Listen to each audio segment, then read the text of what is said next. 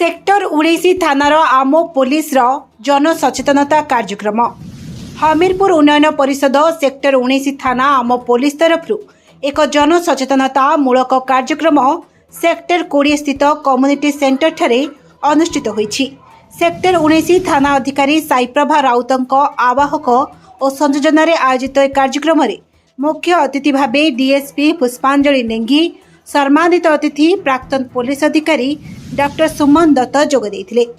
DSP नेंगी तांको वक्तव्य रे उपस्थित जनसाधारण को संबोधित करी संप्रति मोबाइल ऐप माध्यम टंका लुटिबा, कोनोसी मेसेज को लिंक को डाउनलोड न करिबा, निज अंचल रे अचिना लोकंक संपर्क रे पुलिस को सूचना दबा, बस्ती रे मद तथा अन्यान्य मादक द्रव्य संपर्क रे सूचना दबा, व्हाट्सएप कॉल को ग्रहण न करिबा, वरिष्ठ नागरिक और महिला सतर्क रहिबा, हेलमेट पिंधि बाइक चलाइबा, चारि चकिया जान गुड़िकरे सीट बेल्ट बांधिबा, मद्यपान करी गाड़ी न चलाइबा आदि संपर्क रे पुंखानुपुंख आलोचना करथिले। आज आम सेक्टर 19 पुलिस स्टेशन तरफ सेक्टर 19 कम्युनिटी सेंटर रे आम पुलिस मीटिंग होता है। आम साइबर क्राइम आउ एमवी एक्ट उपर लोक सचेतनता प्रोग्राम बहुत संख्या ट्रेंडिंग रे शिक्षित पिला फसुथिबारु से सतर्क कराइथिले।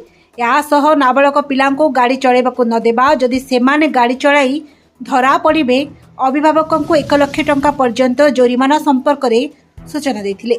एथिपाई 112 को साइबर ठकेई पाई 1930 नंबर को फोन करिबा मध्य सूचना देथिले। साइबर ठकेई रे 1 घंटा मध्य रे थाना किबा 1930 नंबर को जणाइले ठकामीरु बंची पारिबे बोली मत प्रकाश पाइथिला। ए अवसर रे हमीरपुर ठारे एक बीट हाउस पाई अनुरोध करा जाइथिला।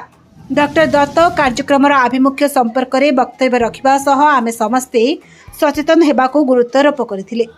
थाना अधिकारी श्रीमती राउत थाना अधीन रे थिबा समस्त अंचल रे शांति श्रृंखला रक्षा सह निजे सचेतनता सह अन्य को सचेतन करबा पई परामर्श देथिले। शेषरे आम पुलिस दायित्व रे थिबा एएसआई सुषमा साहू धन्यवाद अर्पण करथिले।